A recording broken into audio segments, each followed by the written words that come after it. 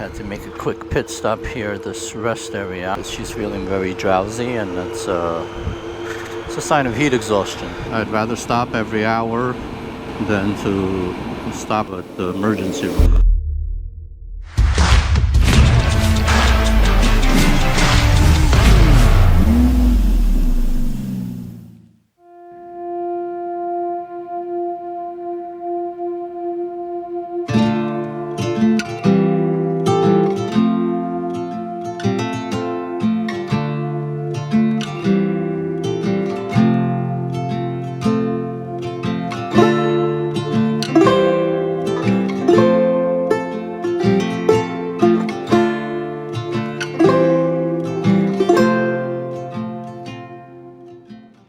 Good morning, everybody.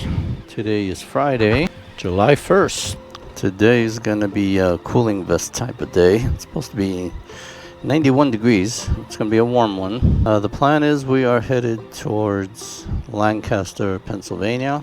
We want to go see the Amish Country, something that's always fascinated us. There is about 50% chance of showers and thunderstorms, so hopefully we'll get lucky. That won't hit us.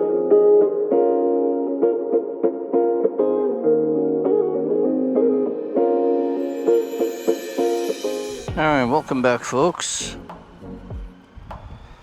Had to make a quick pit stop here at this rest area and get Nina a Gatorade. She's feeling very drowsy, and it's a sign of heat exhaustion. So I don't want to take any chances. Stop, got her in the shade, got her a cold Gatorade.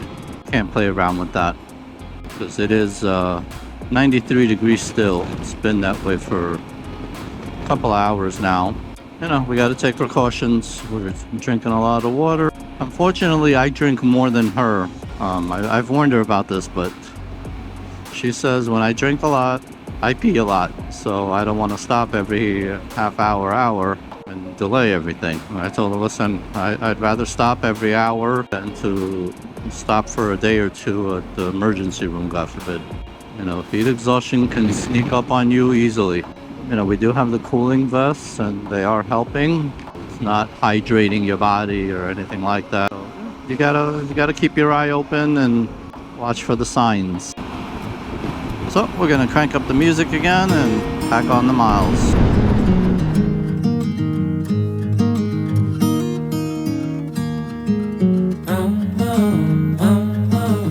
We're coming up on the exit for Woodstock, New York.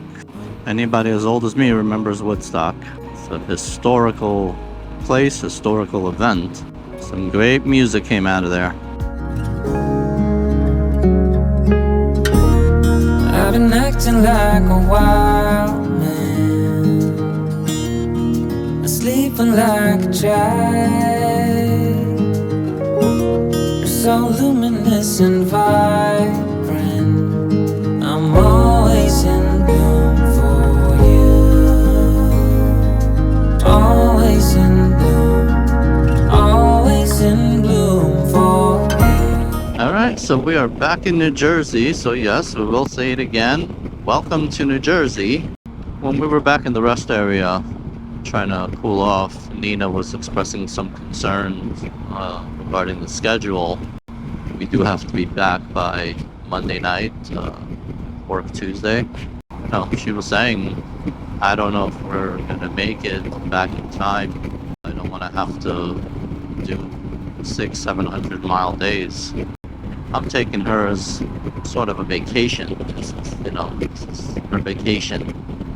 I don't want to make it unbearable, to the point where she's miserable doing it.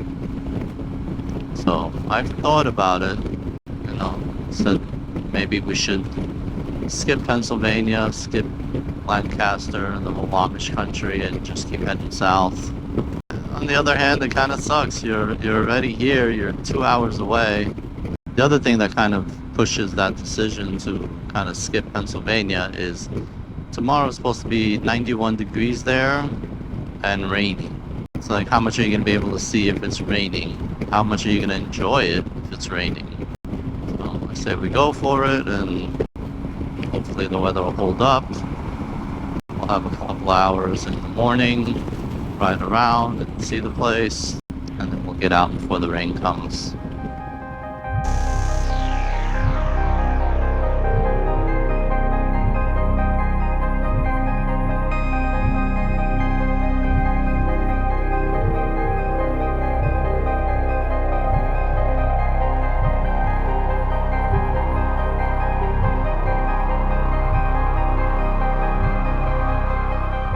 Hello? Hello. Hey, Hey. how you feeling? Much better? Much better? Yes. Oh, I'm so glad to hear that. You really had me worried before. I'm okay. And I'm drinking my Pedialyte like a good baby. It's not as bad as before. You know, the sun is a little bit lower now, so it's not like beating on you. Yeah. It's kind of hard to describe. I just felt very tired. Very, very tired. I actually was falling asleep. That's not good. No, not the good kind. And very heavy, like no energy whatsoever. Like my body felt like heavy. Yeah. I want to say slightly lightheaded, but just extremely hot. Yeah, and even though you were wearing the cooling vest, you still felt hot? Yeah, I did, but not because it wasn't like doing its job. I could feel it cooling. Right. I myself felt very hot. I don't know, whatever it was, it's past. It's good. I feel much better. That's good. You had me worried there for a minute. I worry myself a little bit there too. Yeah. Yeah. Well, as long as you're good now, you're better. Let's get on it. Let's do this. Let's do this.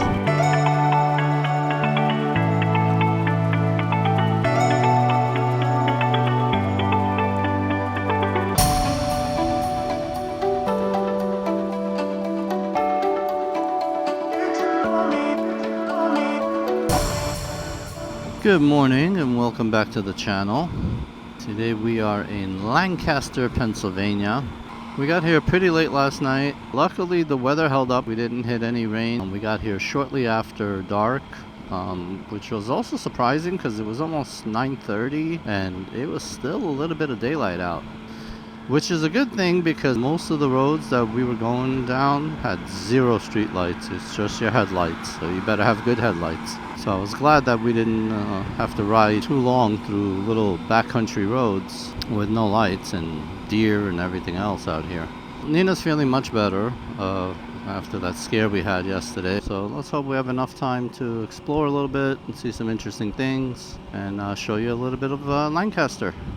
So let's get to it. There's our first horse buggy. And you don't want to scare the the poor horse. Yeah, that's why I didn't rev the engine, didn't go fast, and I didn't beep until he passed. That beep is my marker to sync the cameras in case you guys are wondering. No, that couldn't have been right. I must have read that wrong. What? There was a sign for a store, and I'm sure you caught it on camera if you're still recording. I don't know. I am. But it said that it was located in Intercourse, Pennsylvania. I'm like, did I just read that right? Or are my eyes playing tricks on me again?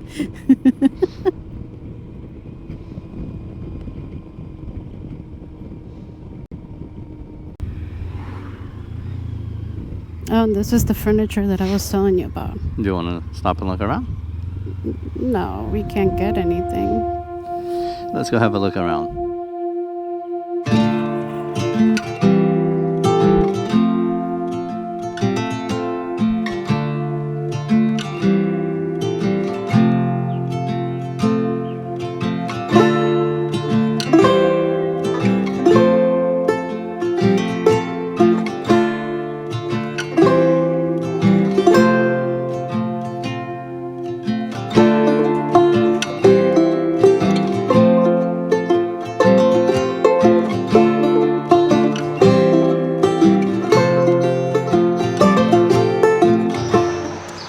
trying to get this really cute dog bowl for our dog Zoe. It was a feeding station.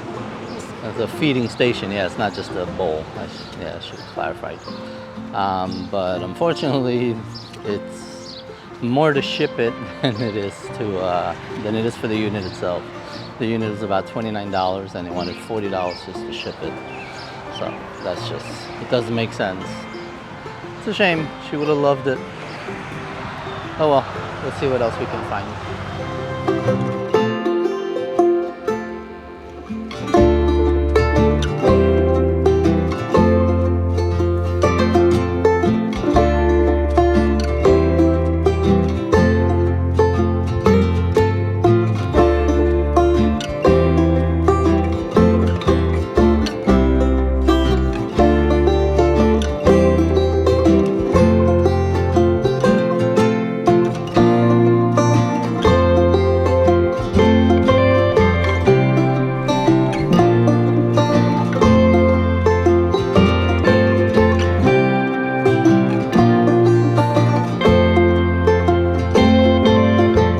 The Amish don't use electric off the grid, but there is a major source of power that, you know, you get yourself in trouble with the Amish if you say, well, they will always this or never that. Always seems to be the minor exception. To tell you the truth, they all typically have that tank on the roof and a muffler somewhere, so that's another way you can tell if you're looking at an Amish property or not.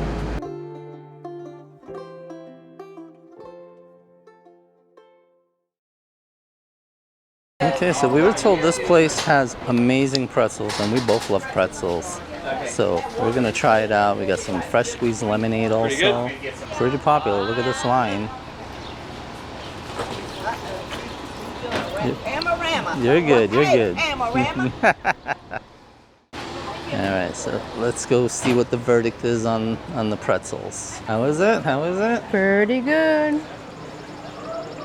He was right. They are excellent. Yeah, they're good.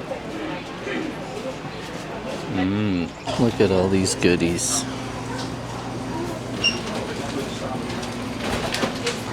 Pumpkin bread, poppy seed, banana bread. Oh, I'm in heaven. I gotta get me some banana bread. And you'll notice going by the graveyard, the grave markers are all very much alike. There's no individual expression or design with them. Just very basic information on them. Amish get buried in a very plain wooden coffin. The burial is typically within 3 days after the death. You don't see any flowers. They don't practice that tradition. Also, Amishmen don't serve in the military, so you never see any veterans' graves. This corner looks a little different because originally it was a family plot, and that family was Mennonite. Divorce is not an option if there are issues with the marriage. There have been times where the church has allowed separations to occur. That's a country houseware store. We sometimes call it the Amish Walmart. That's a general merchandise store for the Amish.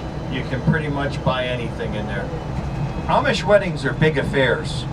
We very commonly hear about 400 to 500 people at a wedding. And likewise, for a long time you didn't hear about Amish newlyweds going on a honeymoon trip. But again, the last several years we've heard about that occurring too. And believe it or not, a lot of times when we hear about a honeymoon trip for the Amish, it involves a cruise. So yeah, we just finished doing the tour. It's a lot of fun. We learned a lot about the Amish culture, the do's and don'ts. And now we're gonna go and ride a little bit of the back roads here.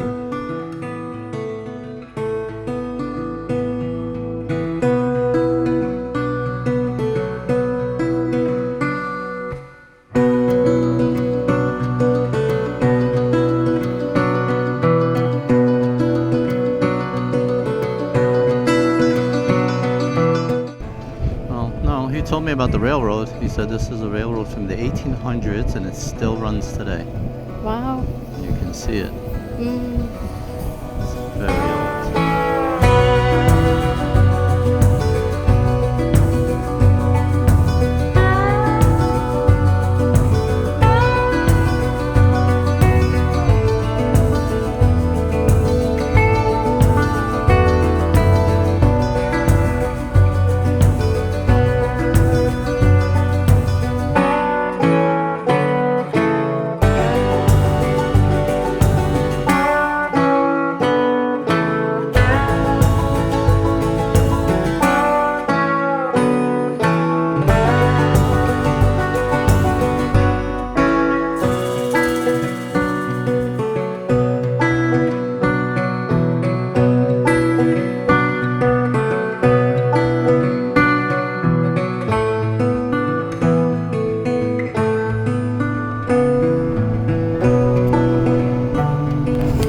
What's supposed to be your destination now?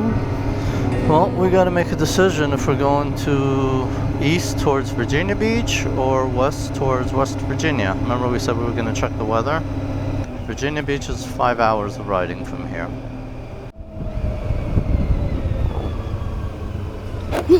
It's just the pegs. Scraping pegs in Pennsylvania. Tomorrow, 70% chance of storms. The hour by hour today, it looks clear. Which one? Virginia Beach or West Virginia? Virginia Beach. Slight chance of showers in the morning, then showers and thunderstorms likely in the afternoon. Okay. So as long as we get out in the morning, we should be okay. And they just issue a severe thunderstorm warning for central Pennsylvania. Severe thunderstorm warning and lightning alert. I don't. You have a preference?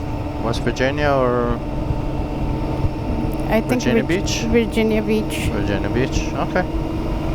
Virginia Beach it is.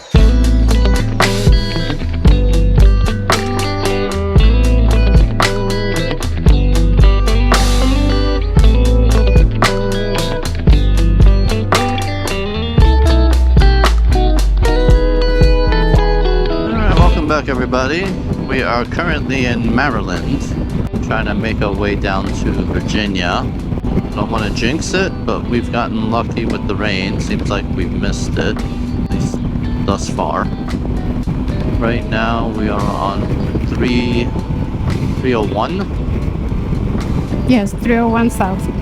301 South, and we're gonna take that until we hit 95. Our goal is to get to Richmond. We were gonna do Virginia Beach, but then I remember this is a holiday weekend, 4th of July weekend. Touristy spot like Virginia Beach is gonna be packed with people. Hotels are gonna be very expensive. So I figure we'll stay away from that. And Richmond's actually a little faster because we don't have to go as far east.